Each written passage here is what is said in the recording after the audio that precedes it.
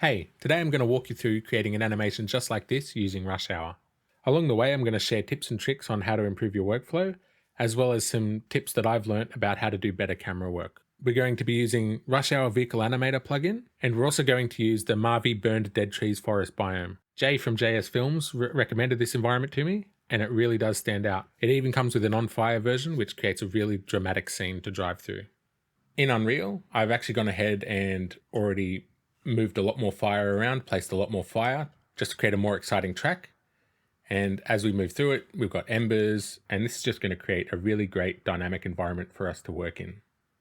So to begin, we just want to make sure that we've got Rush Hour enabled. Go up to Edit, Plugins, and type in Rush, and make sure that Rush Hour is enabled. If it's not, press this button here, and it will come up down in the bottom right asking you to restart Unreal.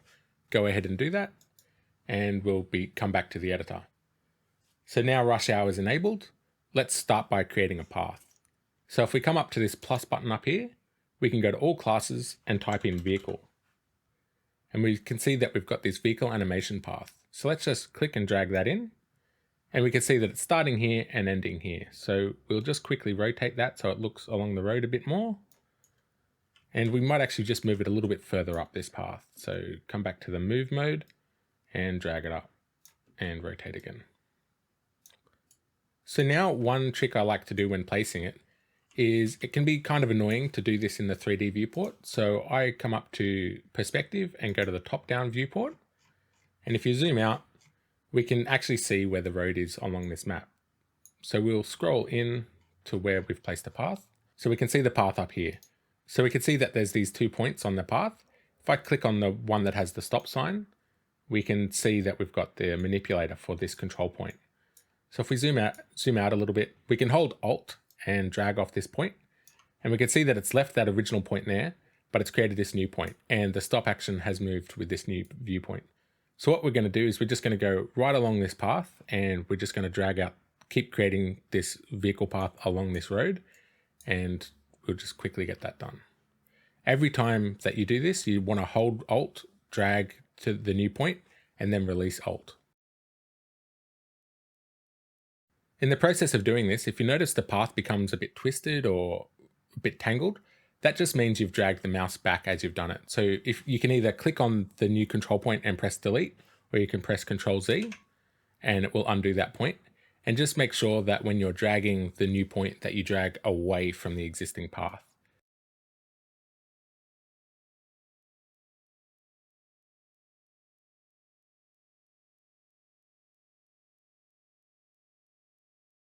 Okay, so we've now finished placing the path.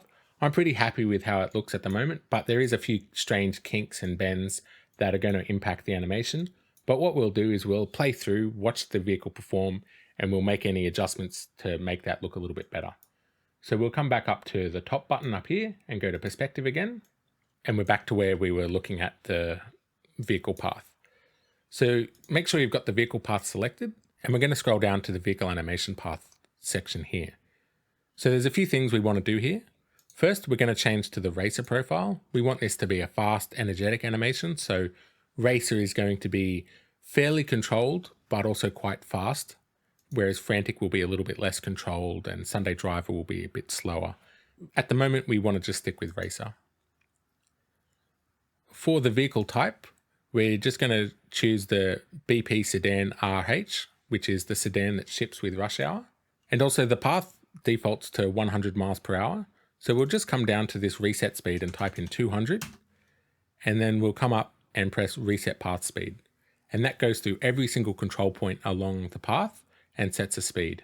Otherwise, you could click on an individual point and expand out the selected points part and go to the vehicle path. And you could change speed at any of the individual control points. This setting down here, this reset speed, allows us to quickly reset the whole path to a consistent speed. So that just sets the target speed. The AI will automatically slow down at corners according to its training. One more thing we'll do is we'll just make sure that we're using the correct game mode. So Rush Hour comes with a few different game modes, which allow us to have a few debug cameras to quickly see our animation while we do it. So if we just come up to Window and come down to World Settings, you'll see this World Settings tab pop up down near this Details panel. And under game mode override, we just want to choose BP rush hour spectator game mode. So we've set the speed on the road, we've selected the car. There's one more thing we need to do. We need to press align to ground, and that will just make sure that the path now doesn't hover too far over the ground. It'll sit about 0.5 meter to 1 meter off the ground. So that align to ground function just makes sure that the path now follows the road and will allow the AI to sense the elevation of the road and so on. So if you scroll along the path, you can just see that it's now got elevation to the path rather than all sitting at one level. So that's fine. And if we come back to the beginning of the path, we'll just hit play. So now when we click into the viewport, we can press C to change camera around the car. This all comes from the game mode. And as we look at this car, we can see that there's a few funny corners. It'll probably collide with one of these poles. Yeah, okay, so there's a few issues with this path, which we can quickly change up. So if we press escape, let's come back along this path.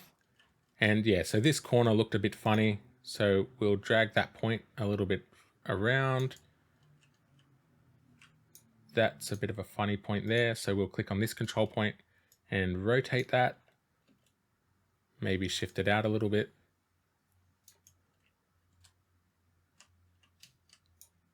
That's also a bit funny.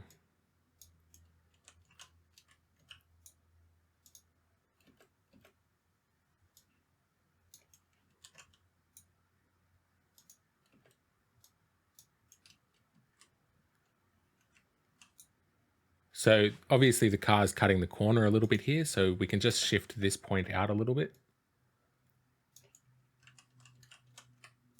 Not too happy about that kink. If we just delete that control point, that looks a little bit better. That might be just a better racing line. Let's see how that goes. Let's go back to hitting play. One thing I forgot to do there is I didn't press align to ground again. In this case, I haven't adjusted the points too much, but realistically, every time you adjust the path, you should press that align to ground button again. So yeah, we'll just watch this car. That's all looking a little bit better. It's playing it a little bit safe at the moment, so we can change that pretty easily. So we'll press escape again. So if we select the vehicle animation path again in the details panel on the right, once again, make sure you press align to ground. But also the vehicle was playing it very safe just then. So we've got the driver profile, but we've also got this profile strength. So we can give hints to the driver to exaggerate how well it follows a particular driver profile path. 0 would account to it always going to the default driver. 1 would be fully acting like the selected profile. So if you wanted to make it less like a racer, you could make it like 0.8.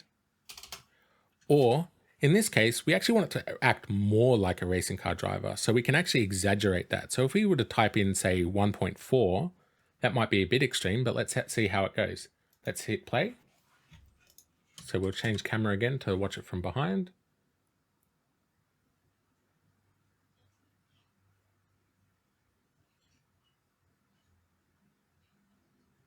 Yeah, so the car's sliding a little bit more, but it's looking pretty good. So we'll just have to adjust a few of those points a little bit more. So here, I think it overshot just a little bit. So what we'll do is we'll drag that over here a little bit. Once again, align to ground. Up here was a little bit too close to that corner for my liking.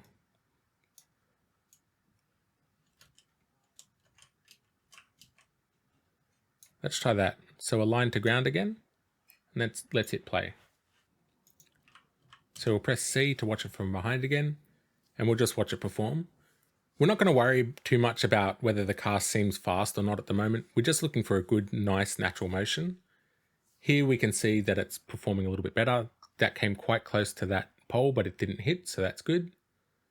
So that's looking good. So the animation's starting to look a little bit better now.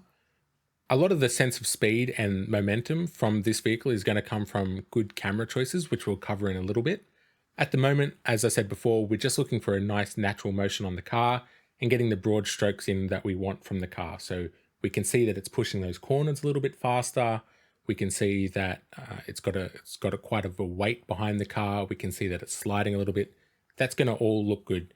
I think at times the wheels even locked up a little bit. These are all nice things that are going to be nice to show off in the animation. So now what we'll do is we'll actually record this animation. So we'll come up and we'll go to plugins again. We're just going to make sure that we've got movie render queue enabled, which we don't. So we'll tick that. And also we'll make sure that we've got take recorder enabled. So take recorder is enabled. So we're just going to restart the editor now that those plugins are enabled, and we'll come back and we'll record this vehicle. So now the editor's restarted and those plugins are enabled. We'll come up to Window, Cinematics, and open up Take Recorder. So this has opened two new tabs, Sequencer and Take Recorder. Let's come across to Take Recorder. So within Take Recorder, we'll change it to record at the desired FPS. I think it's generally better to match your final output FPS, but it will interpolate what you choose. So you could even record at 60 FPS or a different FPS value, but I think in general it's better to record at your desired FPS.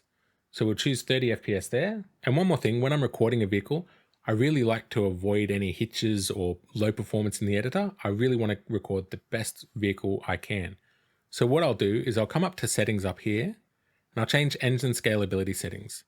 And I come down to low. Doesn't matter what computer I'm on. It just means that as many resources as possible are dedicated to making the animation smooth. This is especially important if you're struggling for FPS in your viewport or if you're seeing a lot of hitches. We really just want this as smooth as possible. So if we come up, we'll hit play and we'll immediately pause again. So now the vehicle's paused and we can start adding it to the take recorder. So within take recorder, if we come down to source and hit plus and go from actor and choose that vehicle that just spawned in this case, it's BP Sedan RH0. And then one more thing we want to do is expand this out, come down to BP Sedan RH in the sources part, scroll down and make sure that we uncheck remove root animation. Without that, some of the vehicle attachments like the windows will not be in the correct place. So make sure that's disabled. Now we can hit record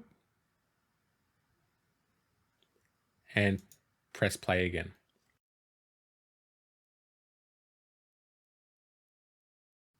So now that's recorded, press escape. Now you can go back to your preferred viewport settings. So settings, engine scalability, high. And now we can start mucking around in Sequencer. The first thing we need to do is turn off simulate physics on one of the meshes that was recorded. This is the same process as recording a vehicle that you've driven with a gamepad. I have covered this in my documentation and in a previous video, so I'm going to gloss over it a little bit now, but if you want a little bit more in depth on how to do it, make sure to check out those other videos. But what we'll do is come into Cinematics, Takes, Today's Date, and choose the scene. And we can see that it's actually got this other scene in here, this BP Sedan RH01. So double click that and this opens up. We need to unlock this animation so we can make changes to it. And on the actor here, we can see all its different components that it's recorded. If we scroll down, we're looking for the skeletal mesh. In this case, it's called vehicle mesh. And now we can see these details on the right. And come down and make sure you disable simulate physics. Press save on the sequencer, and now we can close sequencer and that sequence is right to use how we want. What we'll do now is we'll create a new level sequence. We'll come into cinematics and we'll go tutorial. And what we're going to do is we're going to first add the car back in. So we're going to add a shot track, shot, and we're going to look for this BP Sedan RH0 scene 101. So now that we've added this shot track, what we can do is we can just move around. We'll look at the path. And if we put our scrubber somewhere here and drag this path along, we can see that the vehicle is recorded. And now if we scrub along, we can see the vehicle's moving. So the best thing to do now is work out roughly what we're going to do with the camera. So I've got a few general guiding principles that I use when working with the camera to try and emphasize the feeling of speed and momentum with the car. You don't have to apply all these principles at once. Some work well together, some are completely opposite. So these are just general tips that you can just think about when working with your camera. The first tip is to use a wide field of view or a short lens. This will make things on the outside of the frame look like they're moving much faster. The second tip is to have a lot of foreground objects moving in the frame. So if you can get a tree whizzing past, any rocks on the ground and so on, that all makes the camera look like it's moving a bit faster. The next thing is to keep the camera low to the ground. Overhead shots and so on are great for providing perspective, but they do miss some of that momentum. Going low to the ground makes it feel faster and more energetic. Another tip is to use counter movement on your camera. When you do need to provide that wider shot to provide more context to the scene, if the car is moving along the path like it is now, if the camera were to move in the opposite direction to the car and rotate like this, you can see that the far objects in the background look like they're moving faster, plus also the car would be moving essentially double the speed on the frame. This can help keep the momentum of the scene up for the viewer. In this case though, we're just going to be following the first three principles: our short lens, lots of foreground objects, and having it quite low to the ground. So with that in mind, we'll start the car roughly where it is, and this camera we'll probably place around about here. And what it will do is this camera will move along around here, staying on this side of the road, and we'll just track the car. Even though we're tracking the car, which can make the car appear slower, there's going to be lots and lots of things moving in the frame which will keep up that sense of momentum. So if we start from about here, we'll go to the start of our shot, and we'll drag this along. So we'll start the car about here, we'll frame it up, and we'll press this create new camera here. So we've now got this new cine camera. The camera defaults to 35mm. If we were to change that to say a 15mm lens, that's a very, very short lens, so it's got quite a wide field of view. So that's going to allow us to see a lot of this stuff in the foreground moving very, very quickly. And what we'll do is we'll move quite low, and we'll start it here. So if we expand out sequencer, we'll just make sure on transform we add a key point. And we'll move along. We'll probably track the car to roughly where it is. We'll choose our last point, and we'll set another transform there. So these key points by default are in cubic, which means that when we play this through, the camera starts off slow, moves really fast, and then slows down again. That's not what we want, especially not for the first keyframes. So we'll change these keyframes to linear. And if we move that along, we can see the camera moved at a steady pace there. But we also don't want it to move through the forest too much like that. So we'll come back into here and we'll frame up our car like so. And if we press add keyframe for this transform here, that's also added as linear. I don't generally like this look because it does this sort of weird snap. So I will change the ones inside to be cubic, which will smooth out a lot of that movement within the path.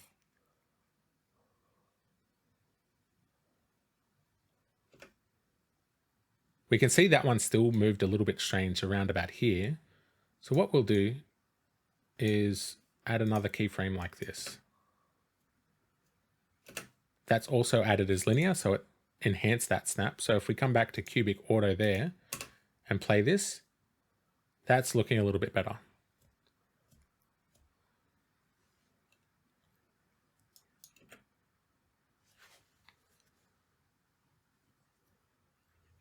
So that's all looking pretty good.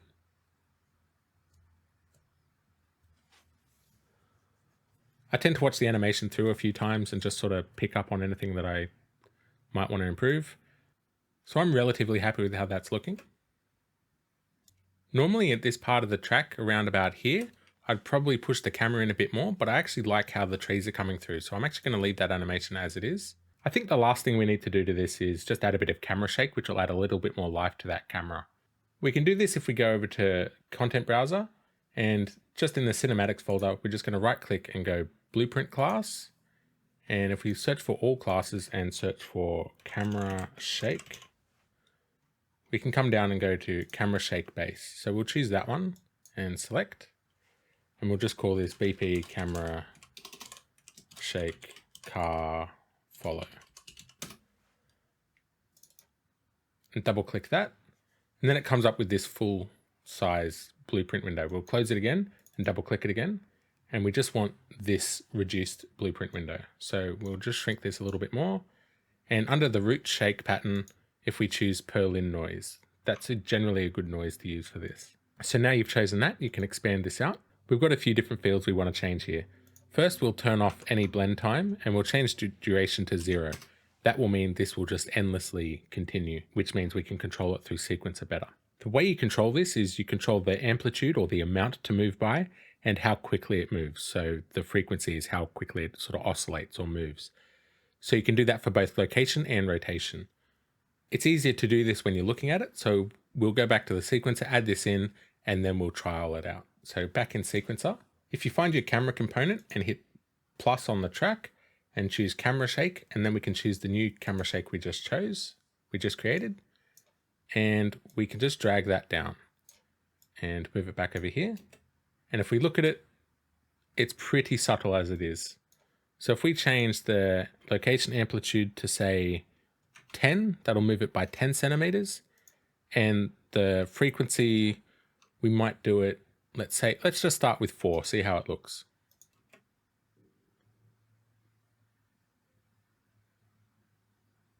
I think the amount of movement is okay, but it just seems to be a very slow oscillation. So why don't we bump that up to say more like 12.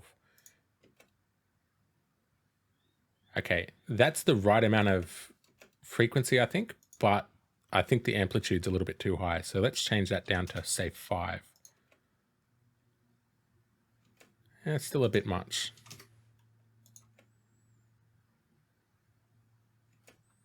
You can just play around with these until you find a setting you sort of like. You can also change around the rotation amplitude slightly. So I might add a little bit of rotation amplitude to it.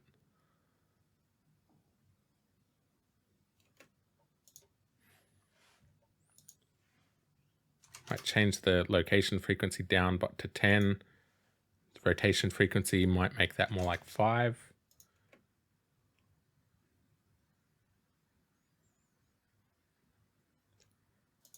And this feels pretty energetic. I'd dial this in a little bit more, but I think that's good enough for this tutorial.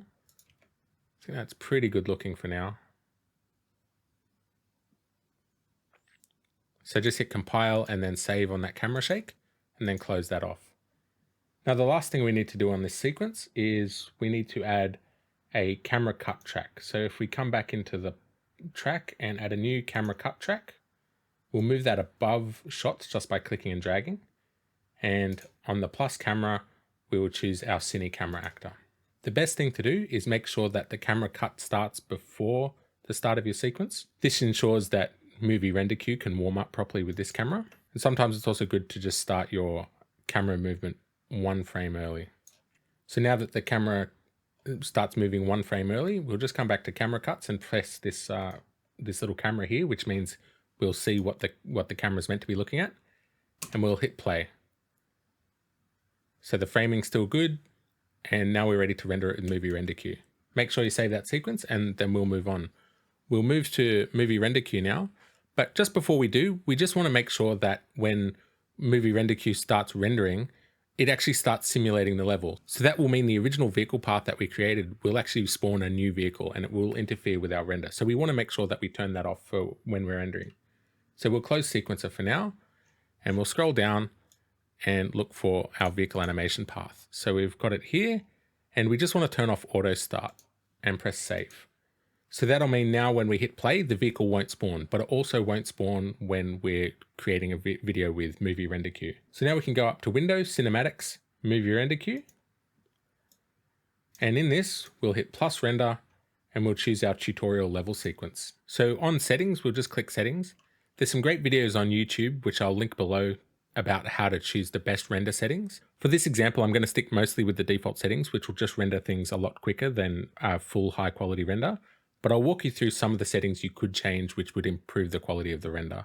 So the main thing is going to be around anti-aliasing. So if you go up to plus setting and then go anti-aliasing, in here, we've got a few different things. First, on override anti-aliasing, enable that and make sure that the anti-aliasing method is none. And then up here, we're going to use the spatial sample count as 1, and we're going to set the temporal sample to 4. The difference between spatial and temporal sample counts is a little bit nuanced. The main difference is that spatial sample count will take many frames from a very, very similar camera position, microscopic amounts of camera movement, and it will combine those to create a high quality static frame. But temporal sample count, if you have a frame with a lot of motion blur, it will take many intermediate frames on that along that little camera path for that one particular frame, and it will blend those together, which will create a very high quality motion blur. So in this case, we don't really have a static camera, but we do have a fair bit of motion blur. So we're going to turn up the temporal sample count. On another example video I've done in this environment, I had to bump the temporal sample count up to like 60 to ensure that these little fire ember particle effects rendered correctly. Otherwise, they were just little dots. Most elements in your scene should render pretty good with a lower temporal sample count, but I couldn't get particle effects to work correctly unless I really bumped up that temporal sample count with the camera moving so fast.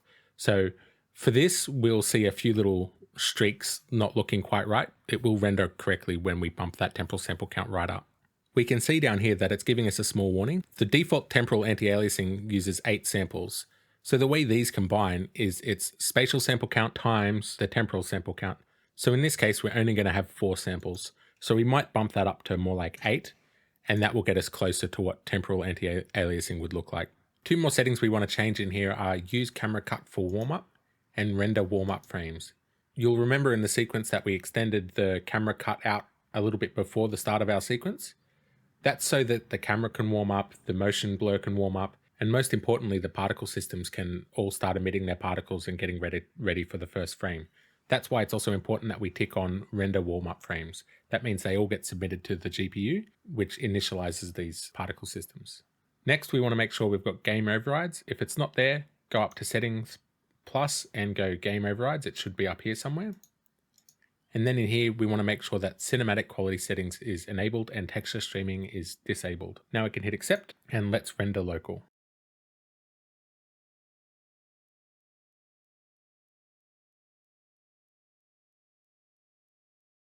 So it's now finished rendering and it's output it to our project folder.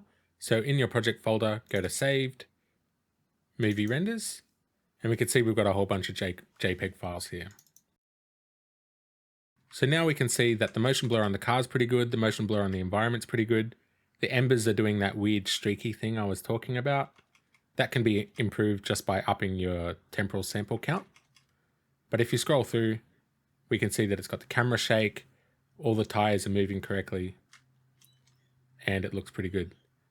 Here's that render now as a movie. This is only rendered at 1080p with the 16 samples as we showed before. If you wanted to take this render even further, what you could do is export this movie as a series of EXR files and then take that into Davinci Resolve. Here's something I did quickly in Davinci Resolve. For this, I did actually end up going back and re-rendering this. I rendered this at 4K using EXR and using 60 temporal samples. I've increased the contrast. I shifted the colors a little bit. I added a bit of a halation effect, which increases that bloom a little bit more. And then I've added a vignette. I'm not the best colorist. There's a lot more you could do and you could make this look even better. But yeah, this is just something I've done really quickly. EXR files contain more color data, so it means you can do even more in Davinci Resolve than just using JPEGs or PNG files. In the description, I've added a few links to videos which discuss the Unreal to Davinci workflow. There's a lot of tips and tricks in those videos about how to best preserve the color detail. Preserving that extra color allows you to do even more and have it look even better in Davinci Resolve. This would be enhanced even more if we added a little bit of music or a few engine sounds to it. In a follow-up video, I'll show off a few other camera techniques using this same animation.